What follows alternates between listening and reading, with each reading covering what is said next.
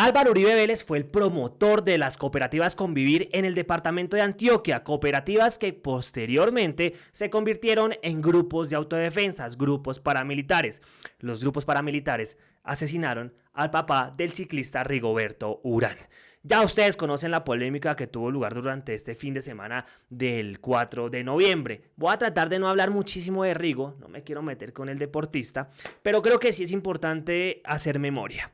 Vean lo que dice el expresidiario Álvaro Uribe Vélez, o lo que escribió a través de su cuenta de X. Difícil encontrar una personalidad tan interesante y un espíritu tan positivo como Rigo. Todo lo supera, todo lo logra, seguirá en una bicicleta más veloz, alcanzando los picos más altos de la existencia. Ojalá no sea en la política y mucho menos en el centro democrático. Ojalá. Pero bueno, yo le respondí a Álvaro Uribe de la siguiente manera. Usted fue el que promovió en Antioquia las cooperativas Convivir que luego se convirtieron en grupos paramilitares, ¿cierto? Difícil encontrar una personalidad tan hipócrita y falsa como la suya. Matarife, Álvaro Uribe Vélez. Esa fue mi respuesta y vamos a entrar en contexto con toda esta situación.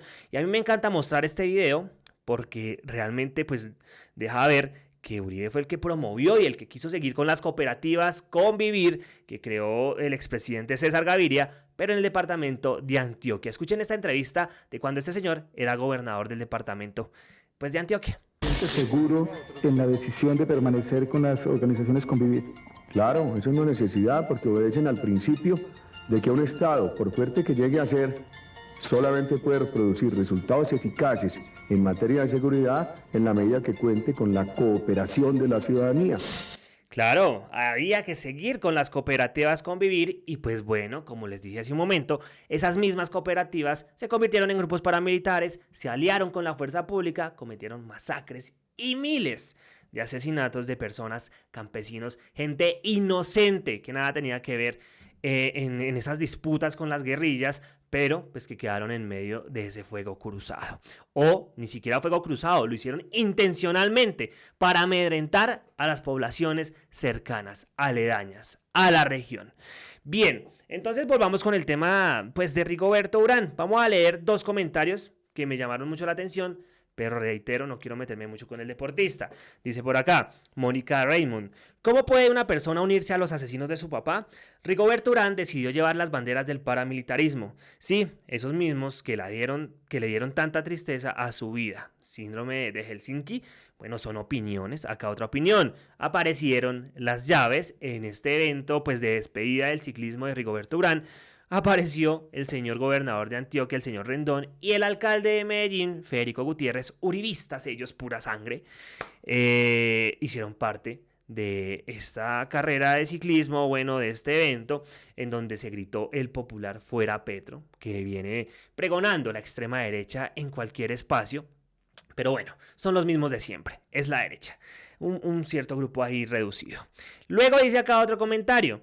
¿Por qué en la despedida de Rigoberto Urán se escuchó el grito de Fuera Petro? Los organizadores, primero Postobón y RCN. Esas empresas fueron patrocinadoras de las AUC. Segundo, alcalde de Medellín y gobernador de Antioquia tienen nexos con paras y con narcos. Bueno, esto no lo puedo comprobar, son comentarios de la gente. Solamente lo pongo ahí para leerlo. Fue una reunión narco-paramilitar. Bueno, son opiniones. Ahora sí, adicional a todo esto, quiero que observen cómo dejaron las calles estos que gritaron el Fuera Petro. Ani Ruiz dice acá, los que asistieron al Giro de Rigo a gritar Fuera Petro, esto incluye al gobernador de Antioquia y al alcalde de Medellín, la cultura ciudadana antes que todo. Muy bueno el Giro de Rigo y todo, promueve la economía, el deporte, el turismo, pero muy poca cultura ciudadana. Esta es la imagen a esta hora en el Alto de la Raya, en la vía entre Barbosa y Concepción. Una cantidad impresionante de residuos que ya precisamente están yendo a las alcantarillas. Mira, por ejemplo, acá esta, una cosa impresionante, un llamado de atención para que los deportistas y las personas acompañantes sean más conscientes y no contaminen estas zonas tan hermosas. Muy bueno. Bueno, incluso se han escuchado quejas por el tema de los acompañamientos a las personas mayores, existen videos sobre el evento, en fin, pero yo no me quiero centrar en esto. Tenía que dar ese contexto para pasar a lo que de verdad quiero mostrarles, y es una píldora para la memoria. Ya olvidemos el tema del evento, no quiero que nos centremos en eso, quiero que de verdad pongamos la atención en este artículo que dice lo siguiente: así fue el asesinato a manos de los paras del papá de Rigoberto Urán. Sucedió cuando el ciclista tenía 14 años, 3 meses después ganó su primera competencia. La serie sobre el destacado pedalista colombiano, en la cual Robinson Díaz interpretó a don Rigoberto Urán, hizo recordar nuevamente el trágico episodio. Recordemos que incluso hubo pues una serie en RCN y en otra plataforma sobre la vida de Rigoberto Urán, y ahí pues se muestra este episodio. Incluso lo muestran de manera distinta, pero bueno, lo real es esto.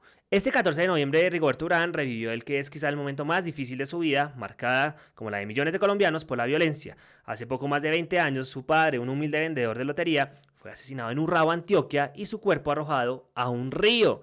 Sucedió en el mes de agosto de 2001, cuando Rigo tenía apenas 14 años de edad. Al regresar a su casa de la escuela, se enteró de que su padre no aparecía. Lo buscó por todas partes, en la bicicleta que le regaló su primer triunfo como ciclista, la misma que lo acompañó en su primera gran pérdida de la vida. Lo preguntó en el hospital, en la estación de policía, en la morgue y en las tabernas del pueblo, pese a que su padre ya no se tomaba ni un trago, pero de él supo solo unos días después. El ciclista se enteró que su padre, de quien además del apellido heredó el nombre, había sido asesinado por los paramilitares. El único error que cometió la víctima, junto con 2 de sus amigos, fue salir a dar un paseo en bicicleta a la hora equivocada y en el municipio equivocada. Uno de esos tantos donde grupos armados auspiciados por la extrema derecha del país se disputaba el poder con las FARC, guerrilla hoy extinta. Bueno, recordemos que este es un artículo también viejo, es del 15 de noviembre del 2023, pero pues nos recuerda que fue lo que sucedió con el papá de Rigo. Entonces ahí es como bastante chocante el tema de que ahora Rigoberto Urán pues esté participando, organizando eventos con gente tan cuestionada en el departamento de Antioquia como Federico Gutiérrez y el señor Rendón, el gobernador y el alcalde pues de Antioquia y de Medellín. Y es gente que pertenece al uribismo, gente que pertenece al Centro Democrático, y pues ya todas y todos sabemos, esto sí no tengo que decir presuntamente, esto sí lo digo de una, sabemos que personajes del Centro Democrático pues han estado involucrados con el paramilitarismo, con el narcotráfico. Eso es innegable, eso no lo pueden negar, y pues también evidentemente con la corrupción.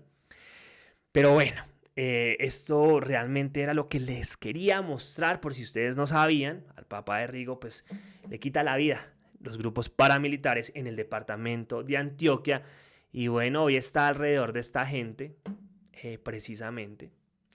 Creo que no tengo nada más por decir, ya ustedes mismos saquen sus propias conclusiones, por eso no quería como darle tanta prioridad al evento de Rigoberto Urán y su despedida como deportista, sino más bien traer con ustedes a colación esta píldora para la memoria. Para esto también quiero que observemos el siguiente video, por favor. El protagonista es uno de los dolores de cabeza del uribismo, de la extrema derecha, y es el senador Iván Cepeda. Vamos a escuchar una parte de este debate que realizó Cepeda el 11 de abril del año 2012 sobre el surgimiento y conformación del paramilitarismo en el departamento de Antioquia. Del año anterior, quien fue comandante del bloque Cacique Pipintá de las Autodefensas Unidas de Colombia, y luego el señor Juan Monsalve, también perteneciente a las Autodefensas Unidas de Colombia, en primer lugar al bloque Metro y luego a otras estructuras de esta organización, me pidieron que escuchara sus declaraciones y que posteriormente las hiciera llegar, como hice en efecto, a la Fiscalía General de la Nación. Este debate, por lo tanto, tiene por objeto realizar control político sobre las investigaciones que han debido adelantarse y que deben adelantarse por los crímenes de lesa humanidad que se han cometido en el municipio de San Roque, nordeste antioqueño, y otras zonas aledañas desde mediados de la década de 1990, e igualmente por la eventual responsabilidad que en tales hechos podría tener el entonces gobernador de Antioquia, Álvaro Uribe Vélez, su hermano Santiago Uribe Vélez, los hermanos Juan Guillermo y Luis Alberto Villegas Uribe, y los hermanos Santiago Gallón Henao y Pedro Gallón Henao.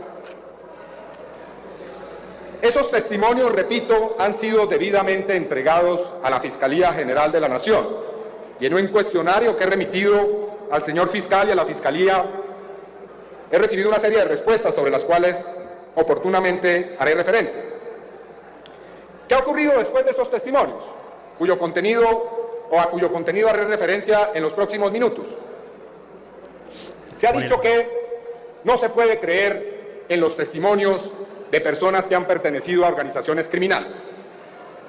Cuando recibí el testimonio del señor Pablo Hernán Sierra, el expresidente Uribe respondió que había una venganza criminal para acabar con su prestigio y para posiblemente llevarlo ante la justicia.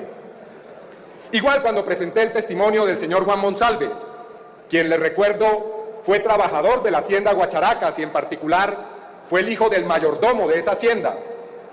Así que tenemos dos testimonios que coinciden en hechos que tienen el mismo tiempo y el mismo espacio, que coinciden en señalar unas circunstancias, pero que además son testimonios que hay otros hechos que corroboran. Y en el debate de hoy, señoras y señores, y para quienes nos ven por televisión, quiero decir que además de esos documentos y de circunstancias que corroboran lo dicho por estos miembros de los grupos paramilitares, vamos a presentar, entre otros elementos, evidencia gráfica, subrayo y óigase bien, fotografías que dan cuenta de la presencia de hombres armados pertenecientes a estructuras paramilitares en la hacienda Guacharacas.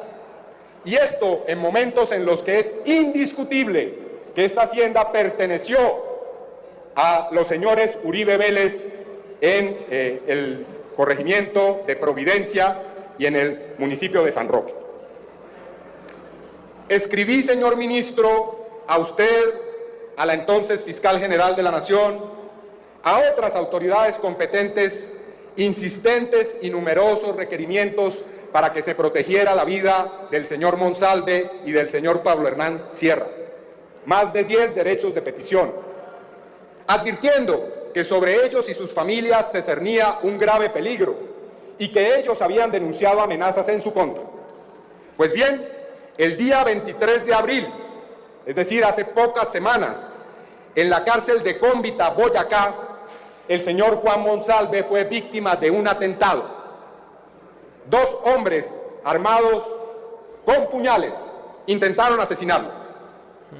La respuesta que hemos recibido del IMPEC con relación a esta situación, ministro, es que allí se produjo una riña en el patio sexto de Cómbita. Le pregunté al funcionario del IMPEC, los hombres que estaban armados, ¿quiénes eran? Y señaló que eran los 2 que habían atacado al señor Monsalve. Le pregunté, ¿el señor Monsalve estaba armado? La respuesta fue negativa. Así que no se trata de ninguna riña. Esto es un atentado contra la vida de uno de los testigos. Y como veremos, no es la primera vez que una persona que presenta una declaración o un testimonio contra el exgobernador y expresidente Álvaro Uribe Vélez sufre atentados. Ya lo demostraremos en el transcurso de este debate.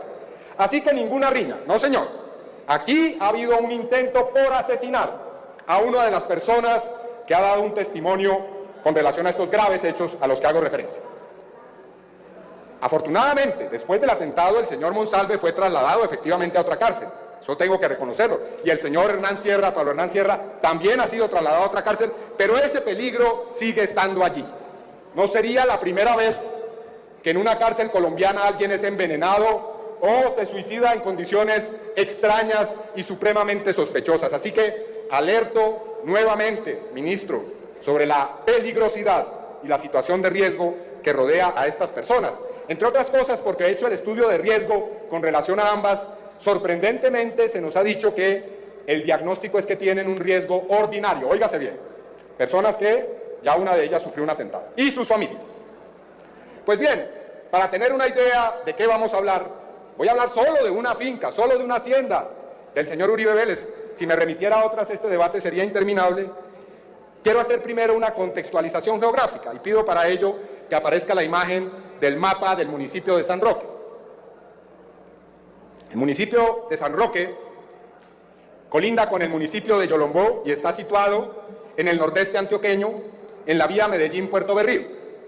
San Roque tiene 3 corregimientos: Providencia, Los Cristales y San José del Nus. El río Nus sirve de límite por el norte con Yolombó y por el oriente con el municipio de Maceo. La hacienda Guacharacas, que ustedes pueden ver señalizada, o por lo menos el sitio donde queda, con esa flecha roja que aparece en el mapa, es una hacienda que tiene cientos de hectáreas de tierra y está ubicada en una zona que es rica en oro, y además de eso, los dueños de las tierras solían arrendar esos lotes a mineros artesanales que allí practicaban la explotación a orillas del río Nus. Guacharacas además está atravesada por el poliducto Sebastopol-Medellín, que transcurre paralelo al río y a la carrilera del tren. Así que es una hacienda que está a las orillas de un río, tiene una vía férrea y al mismo tiempo un poliducto. Todos esos datos son fundamentales para lo que voy a decir más adelante. Hay una foto que queremos mostrar simplemente de manera ilustrativa sobre la entrada de la hacienda, que es la siguiente imagen que debe aparecer a continuación. Pon la imagen de la entrada de la hacienda.